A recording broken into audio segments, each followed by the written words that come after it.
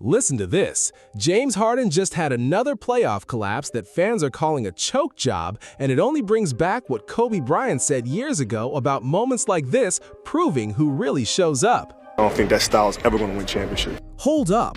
Nothing has really changed here, except James Harden genuinely believing he put up a solid performance and that his team was simply the better one. I think I did pretty good, you know. Like I don't grade myself off shot making. They dominated us 4-0, but yeah, I don't know if I can necessarily answer that question. Just because genuinely I do feel like we are the best. The entire NBA world refused to really hear Kobe when he warned about James Harden's style and why it doesn't translate into championships. And now, a Cavaliers squad that looked locked in for the Eastern Conference Finals just got completely swept by the New York Knicks. So the real question is, why does Kobe's statement still hit this hard all these years later? When Cleveland brought in James Harden, the vision looked clear and almost picture-perfect on paper. The roster already had serious talent. Donovan Mitchell was one of the most explosive scorers in the entire league. Evan Mobley had already grown into one of the best two-way forwards in basketball. And this was a deep, experienced roster built for a real championship push. Harden was never meant to be the savior of the team. He was supposed to be the final piece to complete the puzzle. That veteran presence meant to bring playmaking, control, and late-game stability when it mattered most. For a stretch, that plan actually looked like it could work. Cleveland even pushed all the way to the Eastern Conference Finals and stood just 4 wins away from the NBA Finals. Then the Knicks series hit, and suddenly all those old criticisms came rushing back to the surface. Over 4 games, Harden averaged just 16 points while shooting under 39% from the field and below 20% from 3.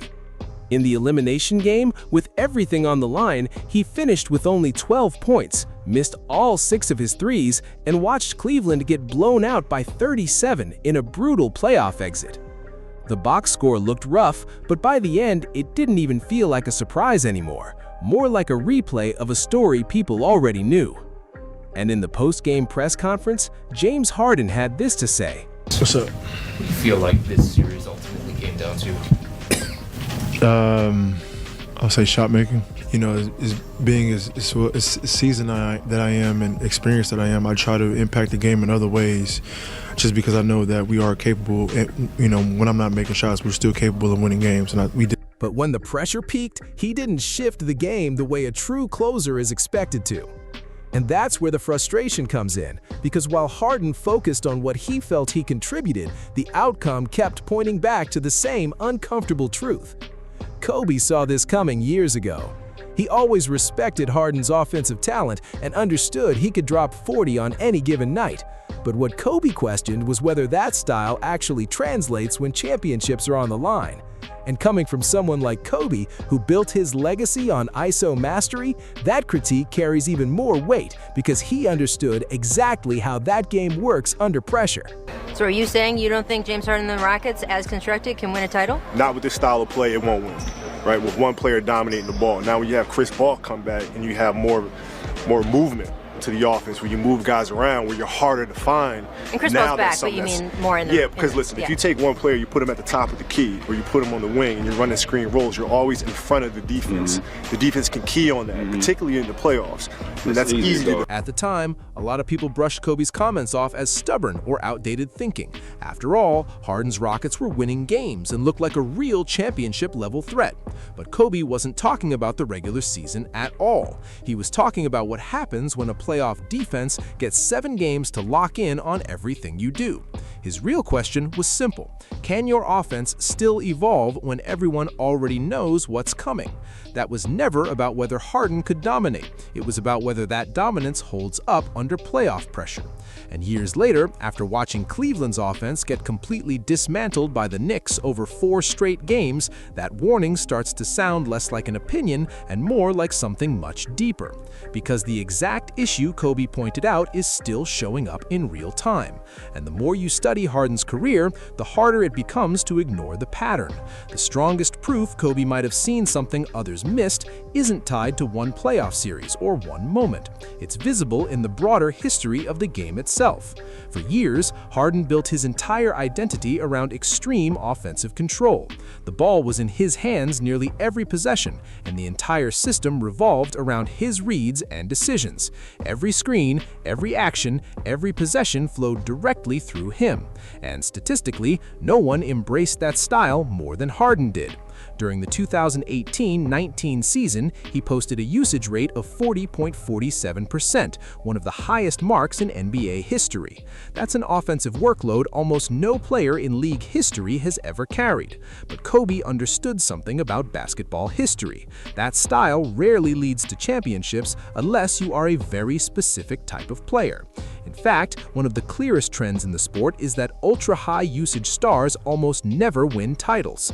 Year after year, the list includes elite talents who put up massive numbers but never finish the job. From Allen Iverson to Luka Doncic, Russell Westbrook, and James Harden, the names change, but the playoff outcome often looks similar. The only true exception people point to is Michael Jordan. And when a stat basically says only Michael Jordan succeeded that way and still won, it forces you to question the approach entirely. Kobe Bryant built his game in Jordan's image, yet even he couldn't fully replicate that level of control and winning together. So when Kobe spoke on it, it wasn't something you just dismiss.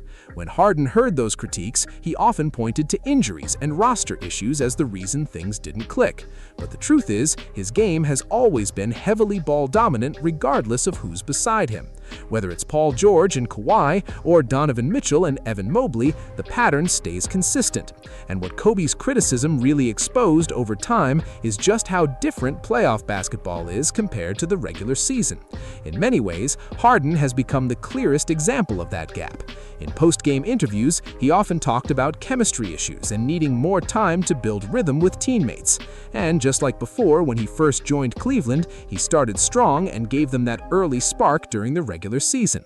In just 26 games, he averaged 20 points, 5 rebounds, and 8 assists on efficiency even better than his Clippers stretch. But once the playoffs hit against the Knicks, everything shifted again.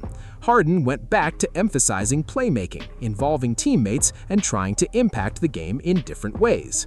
Offensively, getting guys shots and fitting into a system that was already in place, so I think I did good. But when everything was totaled up, the numbers told a completely different story. Harden, in 4 conference finals games against the Knicks, 12 assists.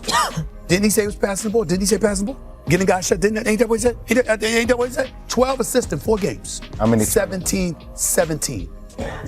turnovers. That statistic hits hard because it directly contradicts the explanation Harden gave after the series.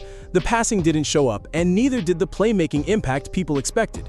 And, based on his post-game comments, it almost felt like Harden himself wasn't fully locked in on chasing a championship in that moment, but the media still came down on him heavily for it. In the first round series against the Raptors, he averaged 20 on 45% shooting, 38% from 3. No problem there. Pistons, 19.6 points, 38% shooting, 29% from 3. Conference Finals, 16 points, 39% from the field, 18% from three-point range. 8 clutch time games, 3-5 record. 35% shooting from the field, 20% shooting from three-point range, 50% shooting from the free throw line. This is James Harden. Clutch. Sometimes failure teaches growth, but other times it just exposes the same flaw over and over again. When that same criticism follows a player from Houston to Brooklyn, then Philadelphia, and now Cleveland, and nothing really changes, it stops sounding like a storyline and starts looking like reality. The Knicks didn't uncover anything new, they just brought back an old issue that's been there the whole time. It's the exact concern Kobe Bryant talked about years ago. Kobe spent his entire career learning the hard truth about sacrifice and winning at the highest level. Early on, he wanted to control everything and dominate every single possession, but over time, he learned that winning required something completely different. It required trust, sacrifice, and choosing the right shot over the hardest one. It required understanding that basketball is bigger than any one player on the floor. Kobe went through that evolution himself. The difference is he adjusted his game, while the criticism around Harden suggests he never fully did. James Harden is still one of the greatest offensive talents this sport has ever seen, and he appears set to continue with the Cavs, who still have a strong roster around him. So the real question now is simple. Can he adapt enough to finally reach the finals and win a ring with Cleveland? Drop your thoughts in the comments and let us know what you think. And if you want to see what another NBA legend had to say about a different superstar, watch the videos showing on your screen.